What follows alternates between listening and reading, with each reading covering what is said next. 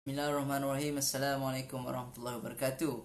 Hai, jumpa lagi kita dalam sesi Lali Live, di mana dalam sesi ni saya dan Lali team kita gunakan platform ni untuk share kepada you all sebanyak mungkin sharing lah berkaitan bisnes. Dan untuk pengetahuan you all, kan, kepakaran kami adalah membantu ibu ayah kat luar sana yang ada masalah anak batuk berkahak, tak boleh nak susah bila nak sesama, kan, tak boleh tidur. So kami bantu ibu ayah untuk membantu bagi anak-anak dapat tidur lena. Dan at the same time, kalau anda ada yang nak buat jadi agent ataupun nak jadi dropship, boleh bersama kami. Kita buat income kepuk-kepuk di rumah aja. Di rumah aja. Hai. So terima kasih pada yang join live malam ni. Thank you so much. Alright, so malam ni saya nak share tiga benda penting lah. Tiga benda penting yang saya nampak. Saya nampak daripada observation dan daripada sharing daripada saya punya sahabat-sahabat. Ada tiga benda penting yang utama lah yang menyebabkan seseorang tu dia tak boleh survive dalam bisnes. Dia tak boleh survive. Dropship. Ni saya nak cerita dropship je ni. Okay. So sebelum kita start tu, saya nak tanya you all semua ni daripada mana. Mungkin ada yang duduk jauh-jauh, boleh share you all daripada mana. Dan mungkin saya nampak mungkin ada yang tak tidur lagi malam ni. Dan normal sebenarnya sebagai seorang usahawan, kan, anda tidur lewat, itu normal. Sebab untuk berjaya dalam bisnes ni dia perlukan masa dan perlukan effort. So that's why point pertama yang saya nak cakap, kenapa usahawan ni, dropship especially, gagal dalam bisnes. Selalunya dalam setahun atau 2 tahun pertama dia akan stop. Ini normal.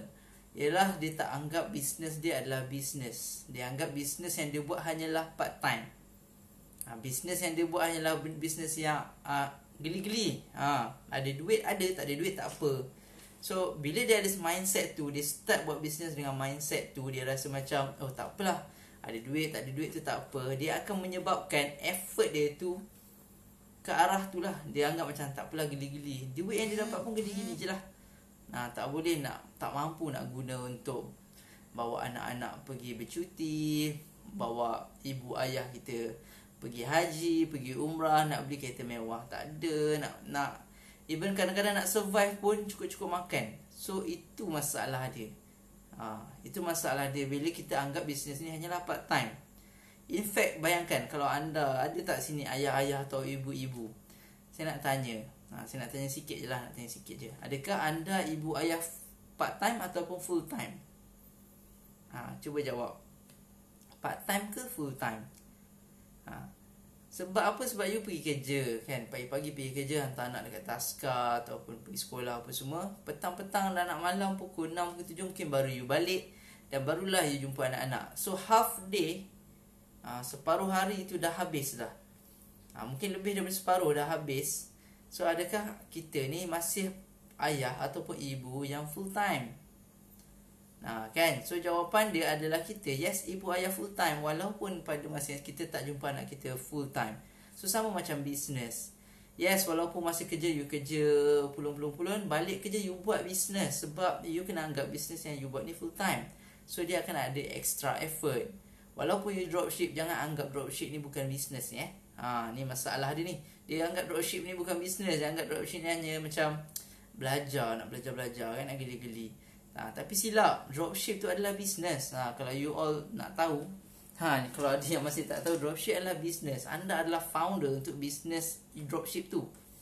So kalau you tak rasa macam dropship tu adalah you punya bisnes, you punya punca keuangan, kan, so itulah yang menyebabkan kita tak boleh grow.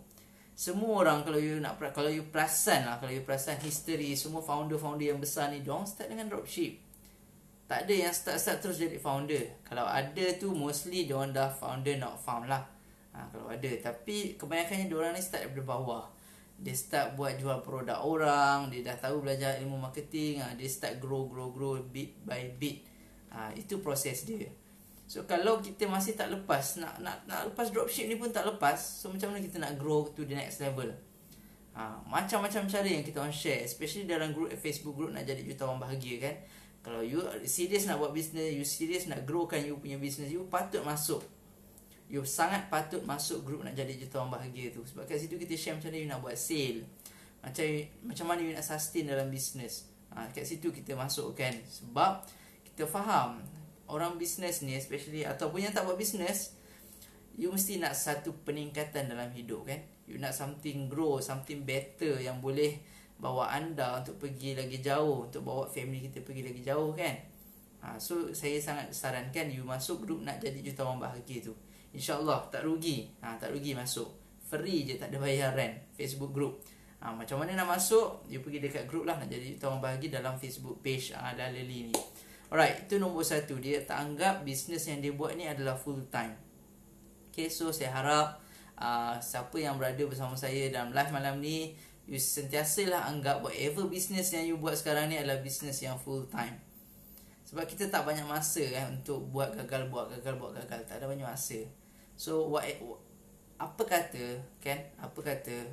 apa business yang ada sekarang kita buat betul-betul buat sampai jadi kan.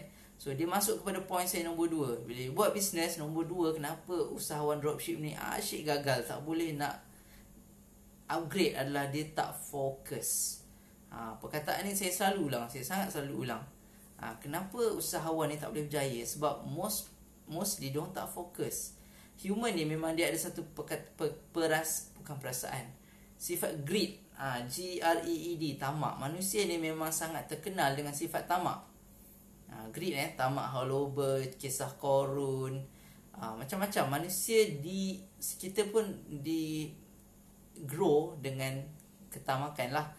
Sebenarnya tamak ni ada tamak yang bagus, ada tamak yang tak bagus. Tamak yang bagus tu tamak yang nak ilmu, tamak nak dapatkan better living untuk family. Tapi tamak yang tak bagus ni adalah dia nak semua benda tanpa dia fikir orang lain ataupun impact dia punya tamak tu. So itu yang kita tak nak. Dan bila dia tak fokus, mesti dia akan anggap aku kena buat banyak gila produk baru aku boleh cepat kaya. Meaning mungkin dia jual 1000 produk, dia akan jadi 1000 kali ganda lagi kaya. So kalau saya nak bagi tahulah kat sini kan, itu adalah satu fakta yang salah. Itu adalah mitos. Meaning benda tu tak betul. Kalau betul buat banyak produk tu boleh kaya, mesti orang-orang yang jual kedai runcit, saya tak cakap kedai runcit tak susah nak bagi pemahaman, nanti kena kecam pula kan. Tapi kenapa jual bantal sahaja boleh buat billboard, tapi orang yang buat kedai runcit, mungkin sebelah rumah you ada kedai runcit, dia tak ada billboard. Kenapa? Saya bagi contoh Das Abdullah, dia jual bantal je, dia tak ada jual sarung bantal, dia tak ada jual tilam ataupun toto, dia tak ada, dia jual bantal je. Tapi kenapa dia mampu buat billboard kan? Ramai tak perasan benda ni, dan masih dianggap macam diri dia adalah kedai runcit, owner kedai runcit. Kita tak cakap owner kedai runcit ni tak boleh kaya. In fact 99 Speedmart pun kaya, 7-Eleven pun kaya. Tapi dia buat tu ada modus operandi, ada method dia. Bukan setakat dia dump, dia buat. Dia start grow one by one, little by little, sikit. So why not, kalau anda dropship kan, yang baru nak start business, yang baru nak berjinak-jinak dengan business, mula dengan satu produk. Kalau you rasa produk tu bagus, terus start. Bila you start buat, you nampak produk lain lagi bagus, jangan pergi, larikan diri, jauhkan diri. You still fokus dengan produk pertama you buat tadi. Ini nasihat saya. Nasihat saya. Nak dengar ke tak apa, terpulang. Tapi kalau anda rasa serius, you nak grow, you nak pergi next level, nak berjaya, nak ubah hidup keluarga, you dengar cakap saya, fokus. Fokus ni macam-macam benda kita perlu implementkan fokus ni. Fokus dalam buat produk, fokus dalam business, fokus dalam method of marketing, dan fokus dalam siapa yang you nak bantu. Ini penting. Kan? Siapa kat sini yang suka orang datang kat dia menjual sebab nak menjual? Ataupun you lagi suka orang yang datang dia nak menjual sebab dia nak bantu?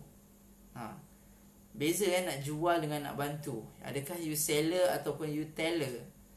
So kita jangan jadi orang yang menjual. Sebab apa macam ni? Siapa kat sini yang suka kan, bila pergi shopping complex, ada orang kat depan tu dah ready nak bagi pamphlet ni, tapi you sanggup pusing jalan lain sebab tak nak lalu dekat orang bagi template tu. Padahal pergi ambil template tu tak kena bayar, tak ada kena apa pun, tapi you macam, oh man, aku adalah mangsa seterusnya. So siapa ada perasaan macam tu? Sebab apa? Sebab orang tu, kita dah mindset kita bila dia nak bagi pamphlet sebenarnya dia nak menjual. So bila dia nak menjual tu, itu adalah benda yang kita anggap macam akulah mangsa seterusnya, akulah yang kena keluarkan duit nak beli.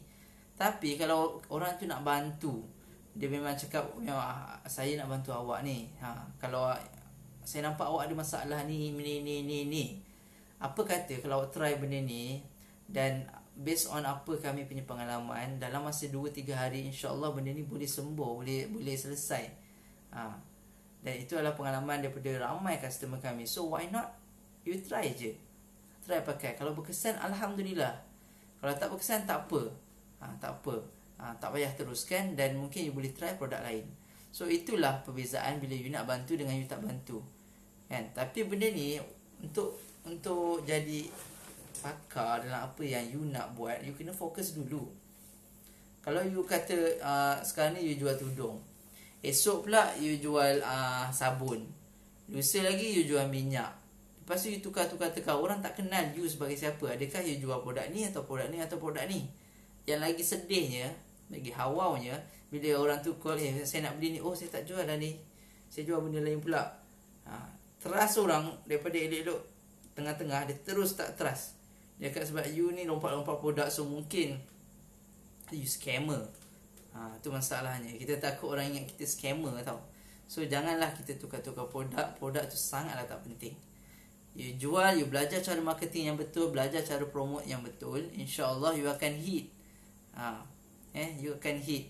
Yang penting you promote dengan cara share, bantu, bukan menjual ataupun dengan niat nak ambil duit orang tu. Na'udzubillah min zalik. Kita betulkan niat kita hari ni. Mulai hari ni saya ingatkan pada diri sendiri juga, kita kena betulkan niat untuk bantu orang lain. Kita kena bantu orang lain, insya-Allah Allah akan datangkan orang untuk bantu kita pula. Okay, boleh? Alright. So saya nak pergi ke seterusnya. Tapi poin nombor 3 ni saya tak nak share malam ni dekat sini. Poin nombor 3 ni sangat penting dan sangat padu. Dan kalau you all tak dengar, memang sangat rugi. So kat mana saya nak share ni? Saya akan share poin nombor 3 ni dekat dalam grup Nak Jadi Jutawan Bahagia. So why not sekarang ni you terus pergi ke grup Nak Jadi Jutawan Bahagia. Saya akan share dekat sana. Dan ini poin nombor 3 ni yang akan menentukan you boleh pergi jauh ke tak jauh dalam bisnes dropship. Okay, so itu saja daripada saya. Jangan lupa pergi ke grup Nak Jadi Jutawan Bahagia. InsyaAllah kita jumpa lagi. Assalamualaikum warahmatullahi wabarakatuh. Bye bye.